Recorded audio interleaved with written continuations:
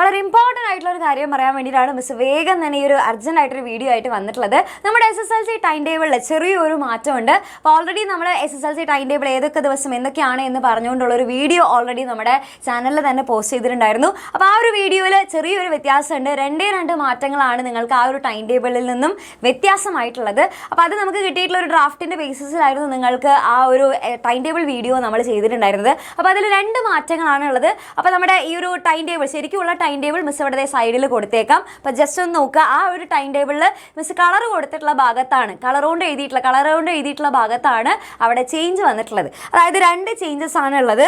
നിങ്ങൾക്ക് 4-ാം തീയതി നടക്കുന്നത്, അതായത് വെനസ്ഡേ നിങ്ങൾക്ക് ഉച്ചയ്ക്ക് ശേഷമായിരുന്നു നിങ്ങൾക്ക് മാത്സിൻ്റെ എക്സാം ഉണ്ടായിരുന്നത്. അതൊന്ന് ജസ്റ്റ് ഒന്നൊരു മാറ്റം വന്നിട്ട് നിങ്ങൾക്ക് ഫോർനൂൺ ആയിട്ട്, അതായത് രാവിലെ നിങ്ങൾക്ക് മാത്സിൻ്റെ എക്സാം നടക്കുന്നുണ്ട്. ഓക്കെ, അപ്പോൾ അത് ആക്ച്വലി നമ്മൾ വിചാരിക്കുമ്പോൾ ഉച്ചയ്ക്ക് ശേഷം കുറച്ച് എക്സാം എഴുതുന്നതായിരിക്കും നമ്മളെ സംബന്ധിച്ചിടത്തോളം കുറച്ചും കൂടെ പലർക്കും കംഫർട്ടബിൾ ആയിട്ടുള്ളത് ഉച്ചയ്ക്ക് ശേഷം എഴുതാനായിരിക്കും. കാരണം അത്രയും സമയം നമുക്ക് പഠിക്കാനായിട്ട് കിട്ടും.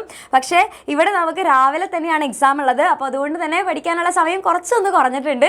പക്ഷെ എന്നാലും പേടിക്കേണ്ട, നമ്മളെല്ലാവരും ഫുൾ എക്സാമിൻ്റെ ടീം നിങ്ങളുടെ കൂടെ തന്നെ ഉണ്ട്, ഡോണ്ട് വറി. പിന്നെ അതിനുശേഷം 2ാമത്തെ മാറ്റം എന്ന് പറയുന്നത് 10-ാം തീയതി നടക്കുന്ന എക്സാമിനാണ്. അപ്പോൾ ആദ്യം നിങ്ങൾക്ക് ഫിസിക്സും കെമിസ്ട്രി ആയിരുന്നു ഒരുമിച്ചിട്ടുണ്ടായിരുന്നത്. നമുക്കറിയാം ഫിസിക്സും കെമിസ്ട്രിയും രണ്ടും കുറച്ച് അത്യാവശ്യം ഒരു ഇച്ചിരി ടൈറ്റ് ആയിട്ടുള്ള ഒരു ചാപ്റ്റർ ആണ്, 2 സബ്ജക്റ്റാണ്. ഓക്കെ, അപ്പോൾ അതുകൊണ്ട് തന്നെ ഫിസിക്സും കെമിസ്ട്രി ആയിരുന്നു ആദ്യം ഒരുമിച്ചിട്ടുണ്ടായിരുന്നത്. അതിൽ ചെറിയൊരു വ്യത്യാസം വന്നിട്ടുണ്ട്. 10-ാം തീയതി നിങ്ങൾക്ക് രാവിലെ ഫിസിക്സിൻ്റെ എക്സാം മാത്രമേ ഉള്ളൂ. ഓക്കെ, ദെൻ അതിനുശേഷം 11-ാം തീയതി ആണ് എന്ത് നടക്കുക, കെമിസ്ട്രിയും ബയോളജിയും കൂടെ. കെമിസ്ട്രി രാവിലെ നടക്കും, അതിനുശേഷം ഉച്ചയ്ക്ക് ശേഷം ബയോളജി. ഈ 2 മാറ്റങ്ങളാണ് നിങ്ങൾക്ക് വരുന്നുണ്ടാവുക. ഓക്കെ, അപ്പോൾ നിങ്ങൾ എല്ലാവരും എന്ത് ചെയ്യുക, ഇത് കറക്റ്റായിട്ട് നോട്ട് ചെയ്യുക, നിങ്ങളുടെ ഫ്രണ്ട്സിനേക്കൊക്കെ ഷെയർ ചെയ്ത് കൊടുക്കുക.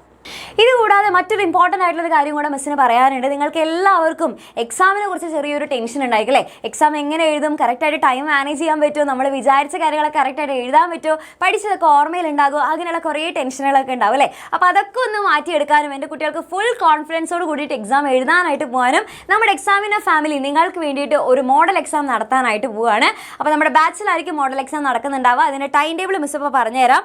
28-ാം തീയതി നിങ്ങൾക്ക് ഫിസിക്സിൻ്റെ എക്സാം ആയിരിക്കും ഉണ്ടാവുക. 29-ാം തീയതി നിങ്ങൾക്ക് കെമിസ്ട്രിയുടെ എക്സാം ആണ്. ദെൻ 30-ാം തീയതി ബയോളജിയുടെ എക്സാം ആയിരിക്കും ഉണ്ടാവുക. 31-ാം തീയതി നിങ്ങൾക്ക് മാത്സും അതേപോലെ തന്നെ ഹിന്ദി ഉണ്ടായിരിക്കും. പിന്നെ അതിനുശേഷം 1-ാം തീയതി നിങ്ങൾക്ക് സോഷ്യലിൻ്റെ എക്സാം. അപ്പോൾ ഈ ഒരു രീതിക്കാണ് നിങ്ങൾക്ക് ഇത്തവണത്തെ നമ്മുടെ ഓണം എക്സാമിന് മുന്നേ തന്നെ നടക്കുന്ന മോഡൽ എക്സാമിൻ്റെ ടൈം ടേബിൾ എന്ന് പറയുന്നത്. ഇത് നമ്മുടെ ബാച്ചിൽ മാത്രമാണ് നടക്കുന്നുണ്ടാവുക. അപ്പോൾ ഇനി നിങ്ങൾക്ക് ഈ ഒരു എക്സാം എഴുതണം, നമ്മുടെ ശരിക്കുള്ള ഓണം എക്സാം എഴുതുന്നതിന് മുന്നേ തന്നെ നമുക്ക് ആ പേടിയൊക്കെ ഒന്ന് മാറ്റണം, പഠിച്ച കാര്യങ്ങളൊക്കെ ഓർമ്മയിൽ വരുന്നുണ്ടോ എന്നുള്ളതൊക്കെ ഒന്ന് ചെക്ക് ചെയ്യണം എന്നാണെന്നുണ്ടെങ്കിൽ നിങ്ങൾ എല്ലാവരും എന്ത് ചെയ്യുക, ഈ ഒരു എക്സാം അറ്റൻഡ് ചെയ്യണം. ഓക്കെ, അത് നിങ്ങൾക്ക് വളരെയധികം ഹെൽപ്ഫുൾ ആയിരിക്കും, നിങ്ങളുടെ കോൺഫിഡൻസ് നല്ലോണം കൂട്ടാനായിട്ട് ഹെൽപ്പ് ചെയ്യും. അപ്പോൾ ഈ ഒരു വിവരം എന്ത് ചെയ്യുക, മാക്സിമം ഫ്രണ്ട്സിലേക്കൊക്കെ ഷെയർ ചെയ്ത് കൊടുക്കുക. അപ്പോൾ ഇനിയിപ്പോൾ നിങ്ങൾ ബാച്ചിൽ ഇല്ലാത്ത മക്കളാണെന്നുണ്ടെങ്കിൽ ഈ ഒരു എക്സാം അറ്റൻഡ് ചെയ്യണം. അതുകൂടാതെ തന്നെ നമുക്ക് ഇതോടുകൂടി തീരുന്നില്ല അല്ലേ, ഇത് കഴിഞ്ഞിട്ടും ഇനി എക്സാമുകളൊക്കെ വരുന്നുണ്ട്.